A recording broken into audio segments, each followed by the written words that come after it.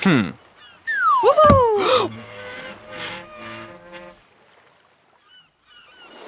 So we've been talking about the concept of the existential moment or the existential crises. Yes.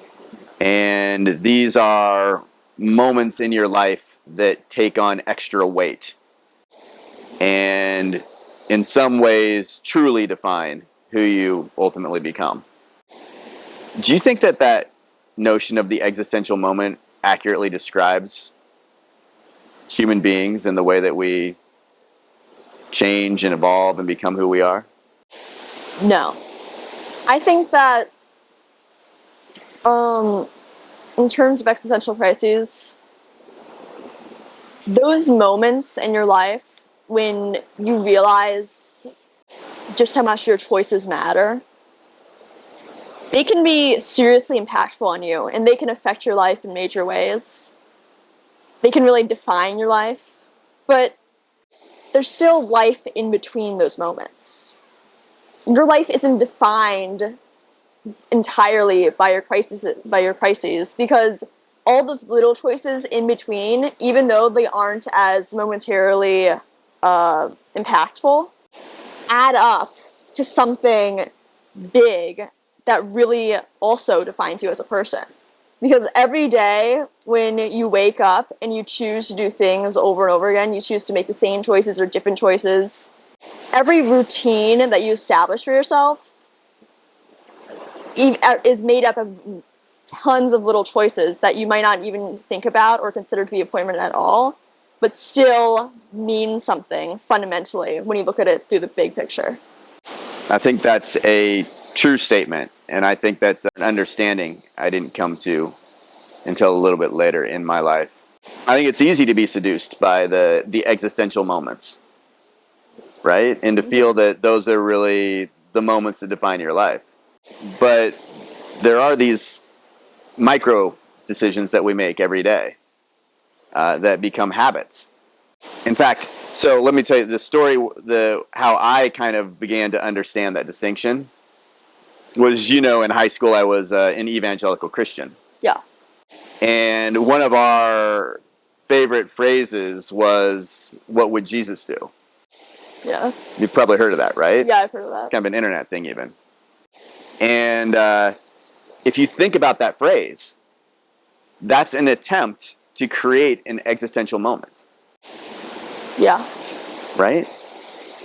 Where you step back from your day-to-dayness, you look at something outside of yourself, and you understand how important the decisions you make are. Yeah. And it was somewhat helpful sometimes, right? You would come into a situation and you would struggle with the right thing to do, and then you would ask that, and it at least allowed you to take a moment to figure that out.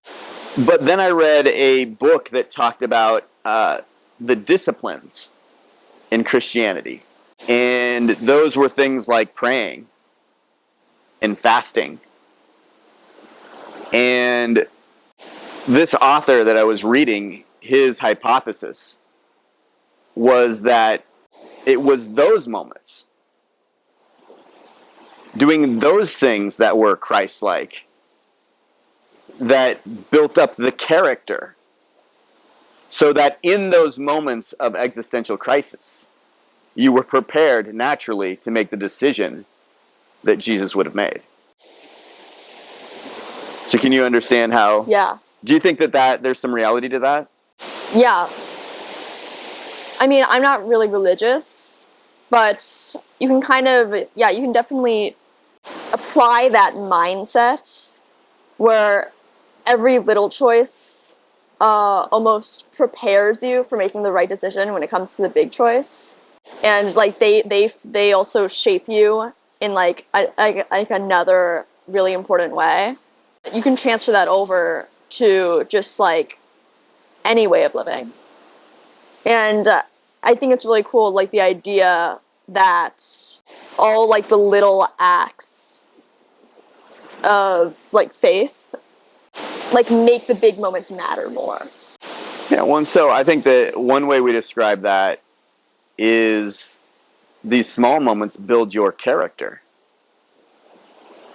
Well, how would you? What is character? It's like your personality. It's like your essence, basically. I'd say that it's sort of who you are, and building your character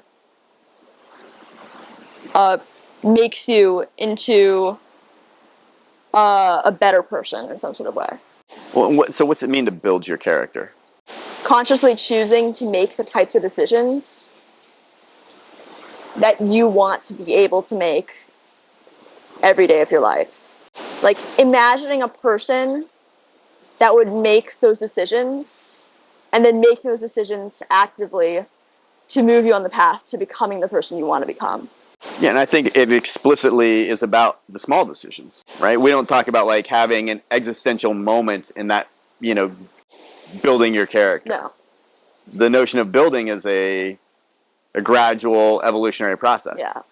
Like through building your character by placing things in your routines, they slowly become like just habits and subconscious things to do that you don't need to think about at all.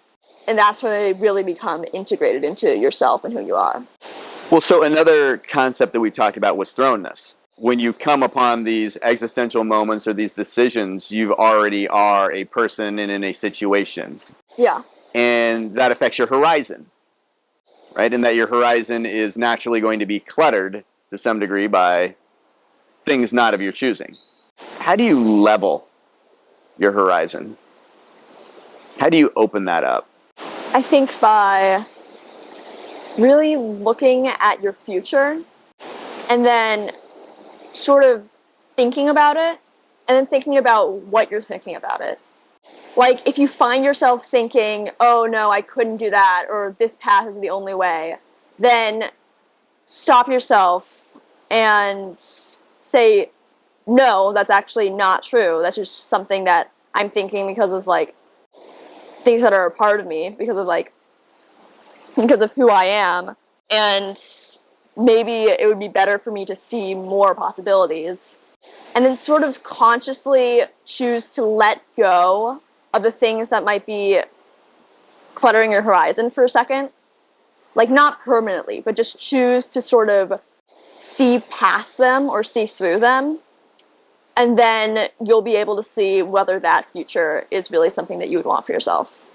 The way you describe that sounds sort of like an existentialist's view of clearing your horizon, right? You take these moments to step back and consider the possibilities and try to look behind or between or through the things that are already there to see what might be if they aren't there. What about the character building way of clearing horizons? Does that play a role? Can that play a role? Should that play a role? By building your character, you are choosing every day of your life what person you want to become, whether completely consciously or like somewhat subconsciously, just by the actions that you take. And the person that you become and the person that you want to become can have some impacts on your beliefs and views. But I think that by really examining yourself and character building consciously and choosing the character that you want to be, it sort of requires you to take a step back in a way and see it a little bit outside of yourself, like an existential moment, to really look at that future and decide on what you want to be. So character building every day, it's sort of like choosing your future every day outside of the things already there. So in a way, it is sort of like actively building your character is sort of clearing your horizon. Do you think it's easy for people to escape their thrownness or to level their horizons? No. What makes it so hard? No matter how passionate you are about seeking the truth and about wanting to know every option, at least a little part of you, and for most people, a big part of you, wants to stay where you are currently. Because this is all you've ever known. And so even if it isn't right for you, even if it isn't completely truthful, it feels comfortable in a way that's only available through things that have been with you your entire life. So choosing to make the choice, actively, consciously making the choice to try to clear those things away entirely and to explore options that you've never even thought about before, it's really difficult just to make that choice in the first place. And then even after you have made that choice, to continue making that choice. Because really clearing your horizon requires you to continue making the choice every day, not to fall back on the old comforts, and instead to explore new horizons. Do you think it's scary at all to clear your horizons? Yeah. Because we as humans and as people, to us, the most scary thing there ever is the unknown. And clearing your horizons is confronting the unknown in a way that you never have before. It's almost inviting it in. I think that existentialists would generally agree with that description of the difficulty of clearing our horizons. There's a phrase, and there was a book in the 70s by an existentialist psychoanalyst, which was called The Courage to Create. And it was exactly that, right? It takes courage to level your horizons and to clear that path so you can truly be creative. We tend to talk about a lot of things generally and abstractly, as philosophers often do. But I want to bring this home a little bit and talk a little more personally about some of these concepts. You're coming up on your senior year this year.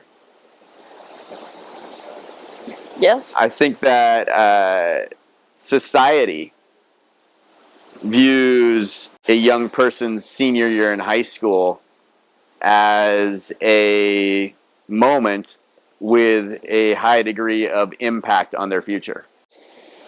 Yeah. Tend to agree with that? Yeah, definitely. Do you think that description or that view of this year for people like you is accurate? When you're in your senior year is generally thought of as such an impactful moment for you because it's when you're entering adulthood. It's when you're leaving childhood behind and facing something completely new that's going to be the rest of your life. And the choices you make then can have so much effect on your future because they are preparing you for what you want your adulthood to be and what you want your path through life to be for the rest of your life. And so there's definitely some truth there in saying that a person's senior year of high school can really shape who they're going to be and their future. But I think a little bit too much emphasis is put on that one period of time specifically. Because society sort of has this view that if you don't decide who you're going to be, if you don't completely figure out your entire life from the moment you turn 18, then you're never going to. Or you're going to end up somewhere that is terrible for you, that you don't want to be. And it causes a lot of anxiety for everyone. The kids that are preparing to become adults, the new adults, people in their senior year, and everyone for the rest of their life, because they feel like if they made that wrong choice right then, they're stuck with it forever, and nothing they can do is ever going to change that.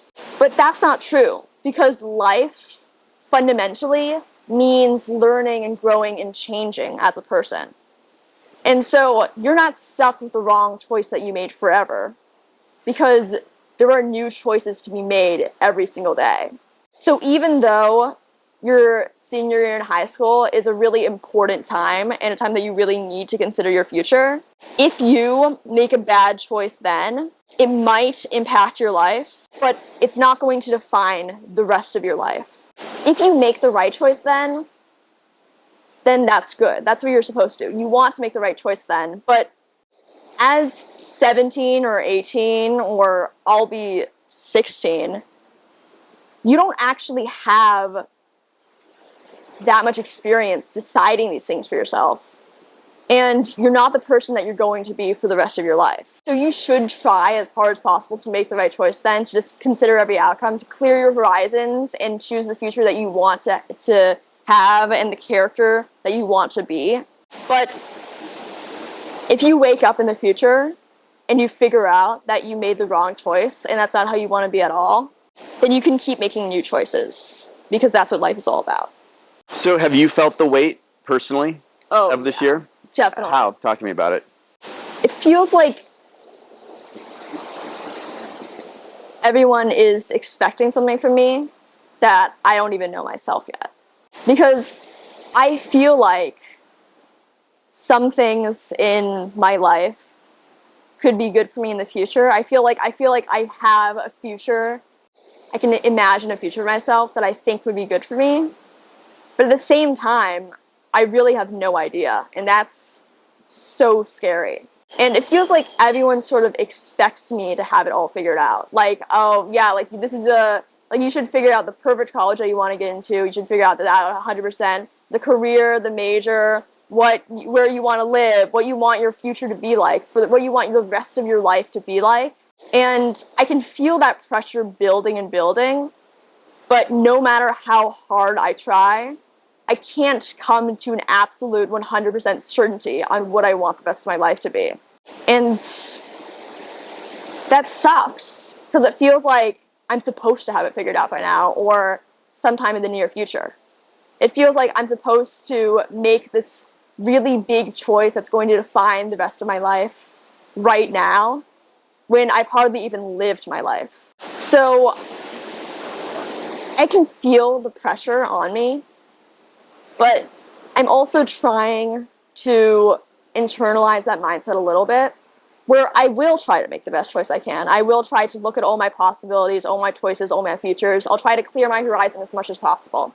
But I'll try not to let it become too overwhelming. Because ultimately, if I make the wrong choice right now, it's going to really, really suck for me. And it might even feel like it's going to continue to suck for the rest of my life. But I do have the rest of my life to figure it out. So even if I mess up somehow, like teenagers generally tend to do, especially when they're making huge, massive, life-changing decisions, I still have reassurance that this isn't it. Because even if I'm going to make a big choice right now, little choices are also what matters. You mentioned a word that is an important word in existentialism, and that's anxiety. What do you think turns weight into anxiety? I think that weight basically already is anxiety. Because when you feel that weight, that physical pressure on yourself to make the right choice, to not make the wrong choice, to make the choice that's going to shape you for the rest of your life, when you've already decided that you don't even know if there is a right choice, and that there is no meaning to life, and that either choice could go wrong, and you just need to choose the ways that they could go wrong, that's so incredibly anxiety-inducing. So the more weight that's on you, the more anxiety you feel. And those aren't really separate things at all. That's not really like a process that one can turn into the other. They are the same thing, because the pressure you feel is the weight you feel, is the anxiety you feel to make the right decision, even when there is none. Big decisions lead to a lot of weight, and heavier weights lead to more anxiety. Can you think of some techniques or ways that you can help to alleviate that anxiety? I think that a way to make the anxiety worse is to consider this existential crisis as the biggest and only important choice you will ever make in your entire life. Because if you think that, if you decide that for yourself, that this is the only thing I do that's ever going to matter for me and that's going to shape my life, it's going to change my life, that's going to reform my life, that's just placing so much more pressure on yourself than that was already there. So the way to reduce the anxiety a little bit is to sort of look at it from the big picture and say, this is a really important choice to make, but worst case scenario, it's the wrong one. Like, look at that worst case scenario, but look at it from the viewpoint of your entire life. And think, how will this worst case scenario affect me? How will this worst case scenario change me as a person? How could I bounce back from this worst case scenario? And if you really think about it from the terms of your entire life, the years and years that are stretching on before you, I think you'll find that no worst case scenario can beat you back forever, because there's always a way to make it a little bit better. We hope that you enjoyed that video, and if you did, please consider checking out the next one in the series. Or some of our other series on philosophy and life. We upload videos every Friday, so don't forget to like and subscribe. Like and subscribe. See you next week.